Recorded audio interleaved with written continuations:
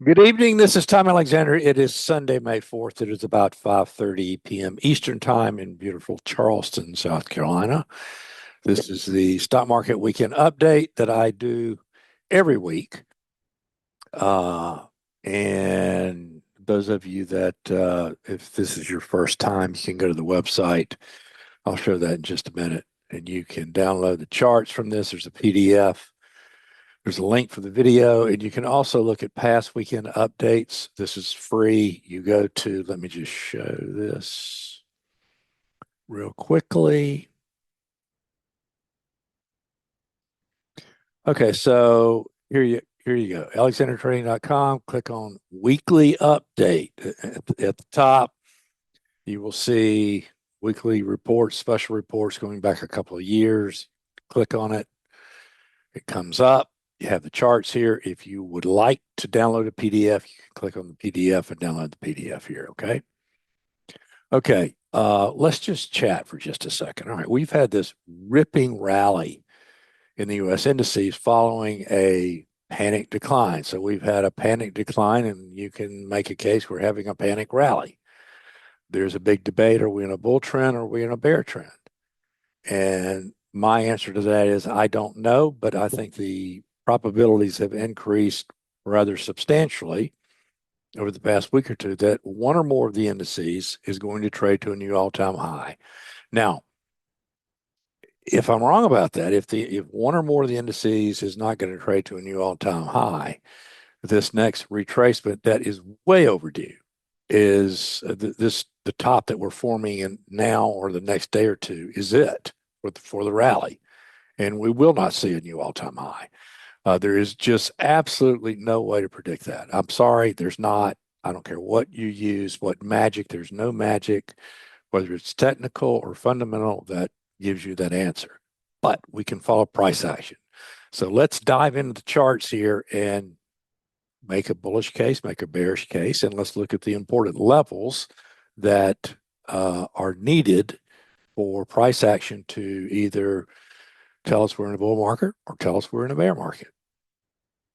So let me do this.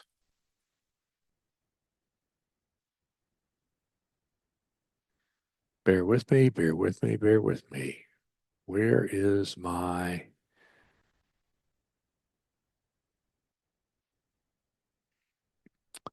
Let's see here. We have technical difficulties. My apologies. Here we are. Okay.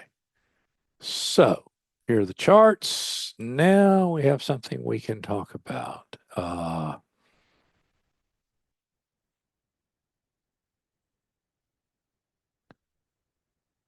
Okay.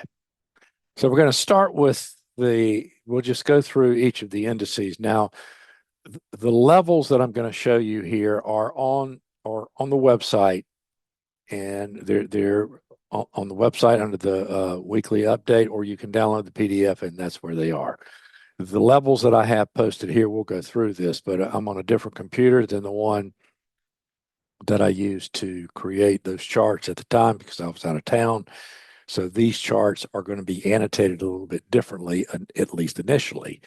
Uh, but the levels that apply next week as we head into Globex tonight are on that chart.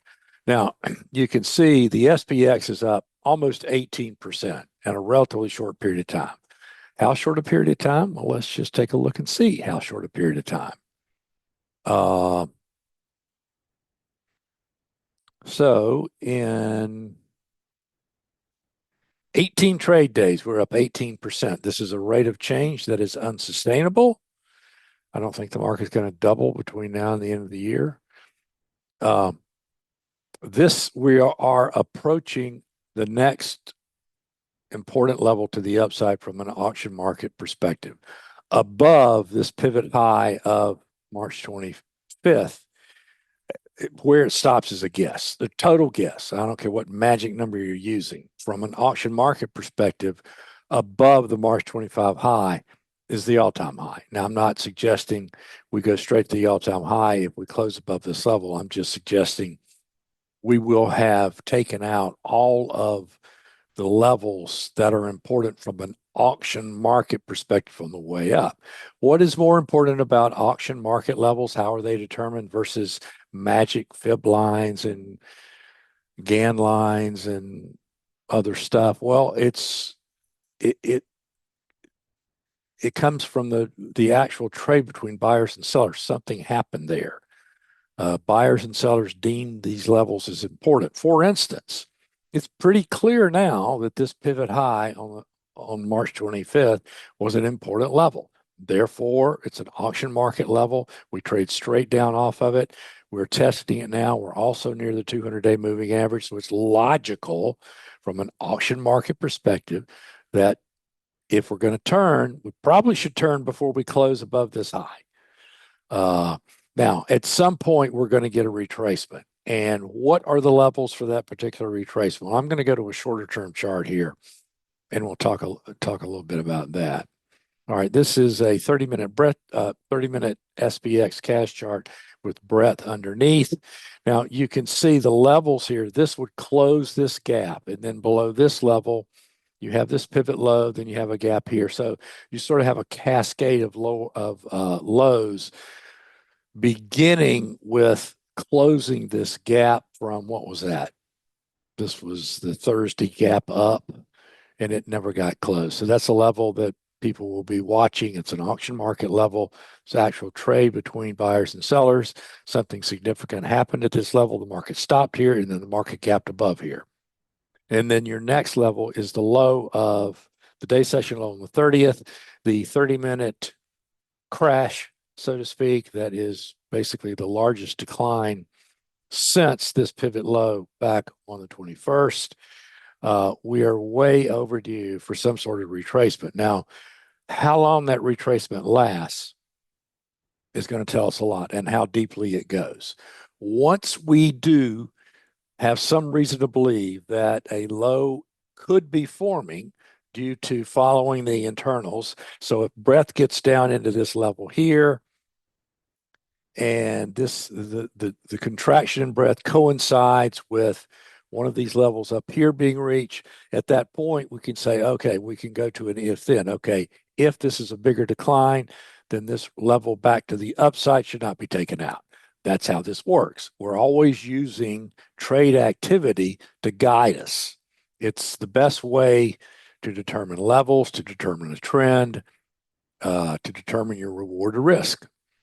Okay, let's take a look. Let's go back to the indices now. All right, this is the SPX. Let's look at the NDX. The NDX is in a similar position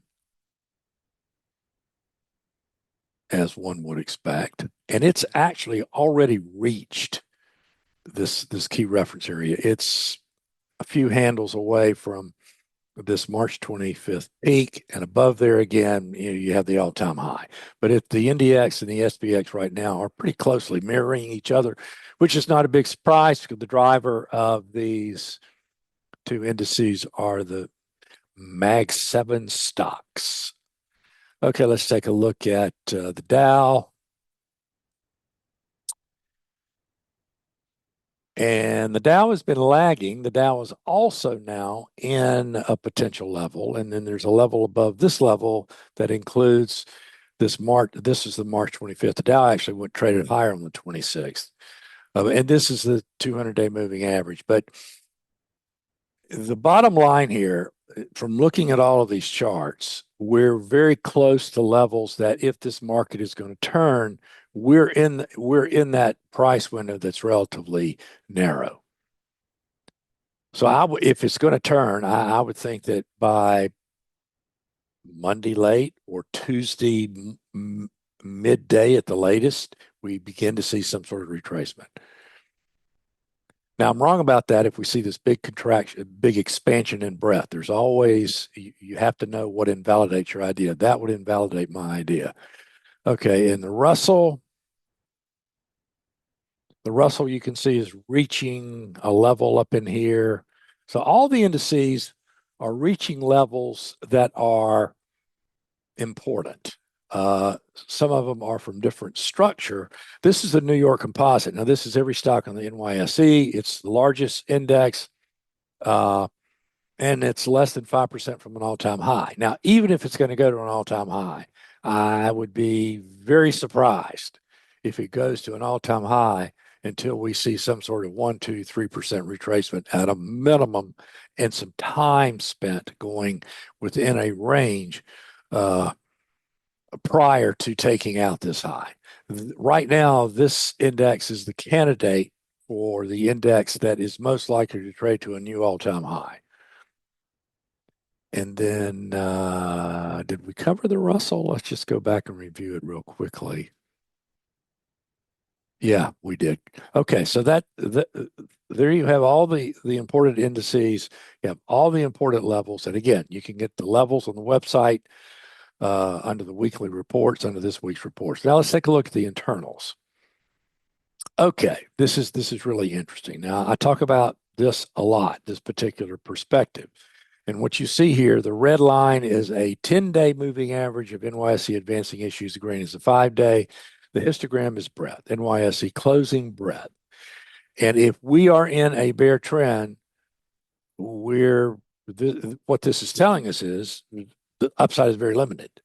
Now, if we're not in a bear trend, this thing will just grind higher. We'll set divergence after divergence after divergence. You guys that have been following me for the past, I don't know, 30 years, I've been saying the same, giving the same message, using this data in the same exact way. So if we are close to this, what this is saying is one of two things.